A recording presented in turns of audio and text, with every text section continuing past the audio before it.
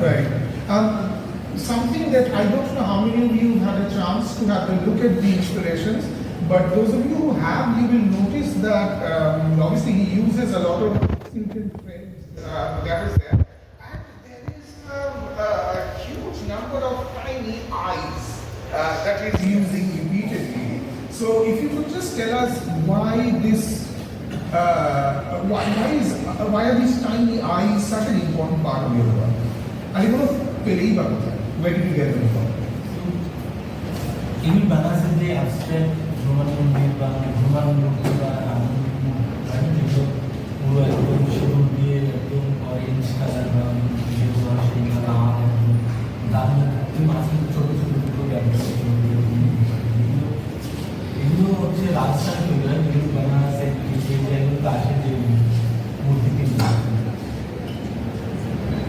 সেগুলো তুমি কেন ব্যবহার করতে যেহেতু আমি অনেকদিন ধরে দেখছি আছে যে ওয়াচ আইস এইভাবে হচ্ছে আর ওই ভাইব্রেন্ট কালারের মধ্যে দুটো সাদা সাদা চোখ এটা অদ্ভুত একটা ক্যারেক্টার সবসময় আমার একটা টেন্ডেন্সি থাকে যে নিজেকে একটা অদ্ভুতভাবে প্রেজেন্ট করা সামথিং মানে সারি মানে অন্যতম একটা প্রাণী যাবে তাছাড়াও যে স্কিনটা আমরা সবসময় সেন্সিটিভ স্কিন আমি যখন ছোট ছিলাম মানে আমরা স্কুলে বসতাম তখন আমার মধ্যে অনেক ফেমিনাইন ক্যারেক্টার ছিল আমার বন্ধুরা আমাকে খাবার তখন আমি সবসময় চারিদিকে চেয়ে থাকতাম কেউ আমাকে কিছু বলবে না মানে একটা ভয়ে ভয়ে থাকতাম this is my skin like always একটা চারিদিকে একটা ভয়ের মতন একটা তাকিয়ে আছে this my hand or his keen eyes are like looking everywhere for some hair or ওর সাথে সাথে আবার অ্যাকসেপ্টেন্সেরও একটা সহানুভূতিরও একটা চাহিদা শরীরের প্রতিটা সেন্সিটিভ তো এই আইডিয়াটা নিয়ে আমি আবার ছবি তুলে স্কিন লুকিং ফর অ্যাকসেপ্টেন্স যেখানে আমি নিজেকে স্বাধীনভাবে যে সত্তাটাকে এনজয় করতে এমন একটা সময় That is interesting. In fact, when he was talking about the skin having eyes, and the skin therefore sort of, being scared. So the eyes are a way in which you communicate a sense of fear, a sense of dread, a sense of impending danger, but also eyes that are looking for acceptance. So therefore there is this very strange kind of duality that is there. And when I was looking at his work, because his eyes are there on what are basically sort of garment-like things, skin-like things. And this is something that I did not tell Debashish, but I will tell you now.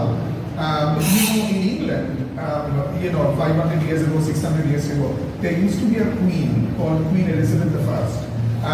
And there is a very interesting portrait of Queen Elizabeth I, where she is wearing a gown, but in that gown there are eyes.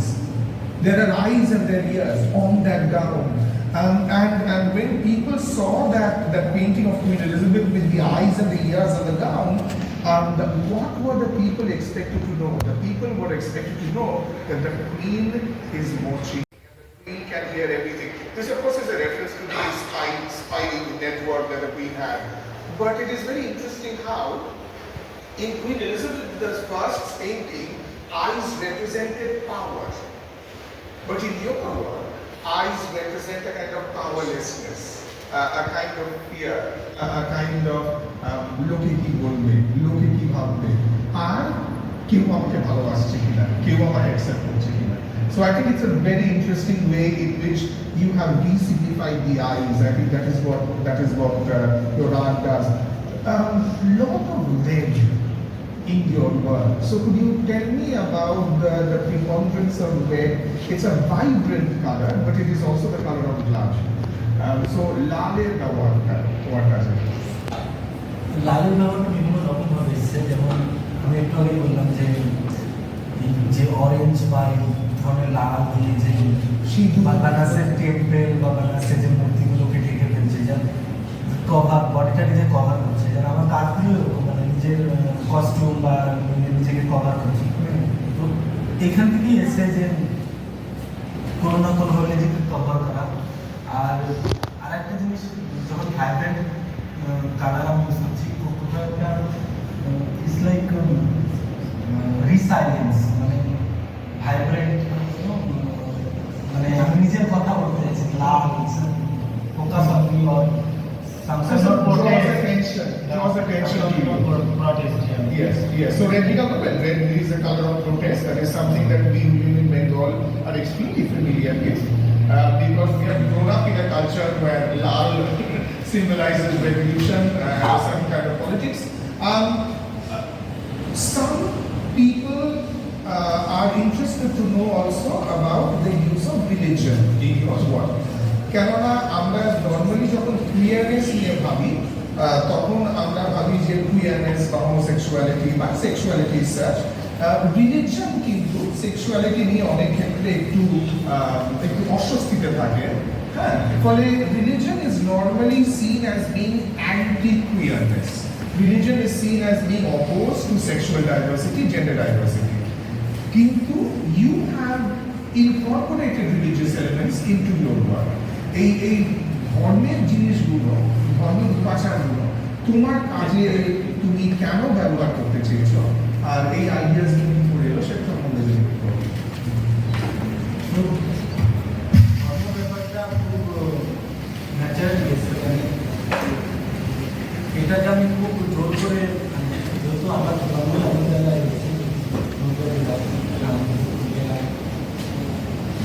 Nadia Nabadwip, এগুলো খুব structurally ধার্মিকভাবে খুব rich একটা জায়গা, যেখানে সবসময় একটা চিত্র হচ্ছে, একটা মঠগুলোতে সবসময় পূজা আর্চা,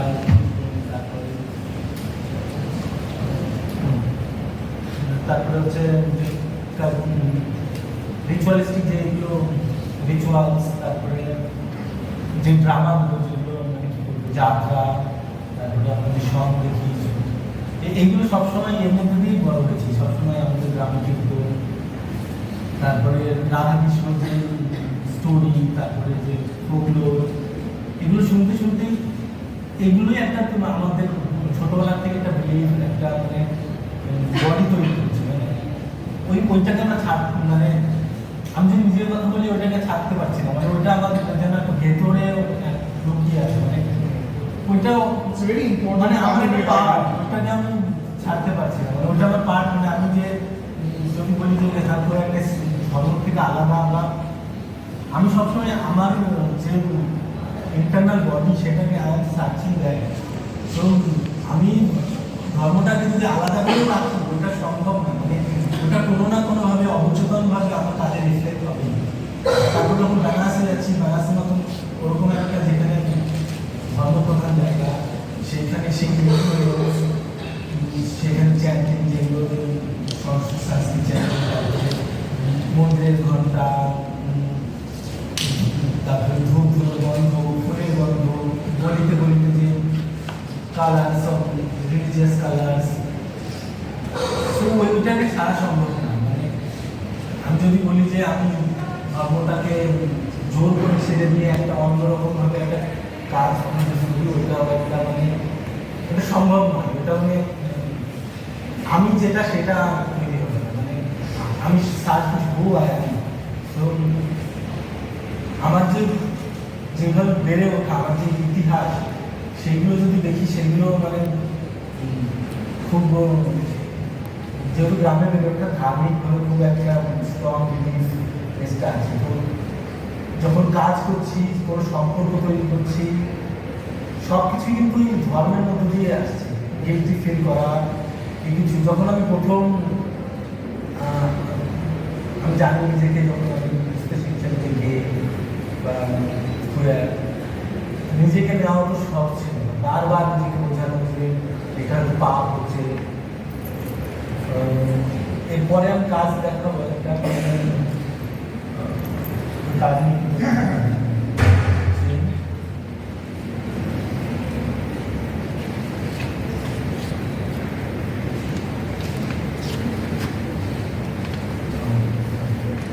this one. এই কাজটা বানাসে আমার প্রথম পারফরমেন্স। আমি বানাসে প্রথম যখন যাই তখন হচ্ছে তুলসীঘাটে, যখন আমি আগস্টের সময় তখন হচ্ছে বানাসে বর্ষায় জলে জড়া। তো প্রথম যখন বানাসে আর্ট দেখতে যাই তুলসীঘাটে, দুটো ছেলে আর্ট করছিল, ইয়াং তারা মানে 20-22 বছর। একটা ছেলেকে দেখে আমার খুব ভালো লেগেছে, মানে তারপরে আমি রোজ তার আর্ট দেখতে যেতাম। আমি প্রতিদিন লকডাউনের আগে পর্যন্ত যখন ছিলাম বানারসে, প্রতিদিন তাকে দেখতে যেতাম এবং তার মধ্যে একটা প্রেম হয়। তার সাথে আমি কথা বলতে ভয় পেতাম, কোনোদিন আমার কথা বলতে না। কিন্তু ধীরে ধীরে আমি অনুভব করলাম যে আমার বডিটা যেন ওর বডিতে ট্রান্সফর্ম হচ্ছে। যেহেতু আমি ছোটোবেলা থেকে বিভিন্ন রকম ফটোগ্রাফি শুনেছি যে আমার ফেমিনাইন ক্যারেক্টার জন্য যখন ছোটোবেলায় ছিল, তো নিজেকে একটা যে আগ্রহী খাবার যে এই জিনিসটা ছিল, তখন আমার মনে হতো যেন আমার মনে হতো যেন আমার শরীরে ওর শরীরে পরিবর্তন হয়। বা আমি খুব ছোটোবেলা থেকেই আমি মেডিটেশন করতাম। যখন মেডিটেশন করতাম তখন আমি মেডিটেশন উঠে দেখতাম যেন আমার শরীরটা যেন ওর শরীরে পরিবর্তন হয়, এবং ওকে আমি একজন ভগবান রুদ্র বা ভগবান শিব হিসাবে দেখতাম। তো আমি একজন পার্টনার হিসাবে আমি দেখতে পাচ্ছি না, কারণ আরতি করছে সেখানে একজন তাকে স্পিরিচুয়াল ফিগার হিসাবে দেখা হচ্ছে। তারপরে যেহেতু তখন আমি খুব নিজেকেও নিতে পারছি না, ধার্মিকভাবে একটা ফিল হচ্ছে। তো এটা খুব একটা কমপ্লেক্স। তখন আমি আমার ধীরে ধীরে মনে হলো যে আমি মনে করে ট্রান্সফর্ম হচ্ছে। তখন আমি এই পারফরমেন্সটা করি, এটা প্রথম ভিডিও পারফরমেন্স। সো ধর্মটা আমার মনে হয় যে ধর্ম বা রিলিজিয়াস বা রিলিজিয়াস টেক্সট এগুলো বরঞ্চ আমি বাদ দিতে চাই না, বরঞ্চ আরো ইমপ্রুভ করতে চাই, এবং এগুলো আমাকে সাহায্য করে সেই কল্পনার জগতে বিচরণ করতে। যেমন আমি যখন যে ট্রান্সফরমেশন, যে কৃষ্ণর ট্রান্সফরমেশন হচ্ছে বা কৃষ্ণ যে ট্রান্সফরমেশন, এগুলো আমাকে হেল্প করে আমার যে ট্রান্সফরমেশন ফর্মগুলোকে ট্রান্সফরমেশন করতে আরো হেল্প করে। So when we were having conversations with him before this a few days ago, I told him that you know this anxiety that he felt, that he was attracted to somebody, but because this somebody was performing a religious ritual, so therefore maybe there is some kind of a hesitation regarding seeing this person as a sexual figure, and I told him that you know there is absolutely no problem in seeing the sexual and the religious together, and I told him about the story of Shiva having sex with Vishnu, in which Vishnu becomes transformed as Mohini, and then the result of the sex that Shiva has with Vishnu is the Lord Ayappa. And I also told him about the story of Arjuni, when Arjun expresses a desire to experience what sex with Krishna must feel like. And Arjun said, you know, I have to experience sex with you. Arjun transforms himself into Arjuni, a female form, and Arjun has sex with Krishna. So therefore, the sexual element is something that has always been a part of a certain kind of Hinduism, and there is actually no tension there at all. Could you talk us about the international response to your work? So, tell us about you showed at Kennedy, you showed in France. So, how difficult was it to explain your ideas to an audience that may not be very familiar with the kind of religious context that you're coming from? তারা তো হয়তো তোমার এই religious background কখনো বুঝতে পারবে না, তাদের সামনে তোমার আইডিয়াস তুলে ধরাটা কতটা তুলে ধরতে পেরেছো বা পারো? তো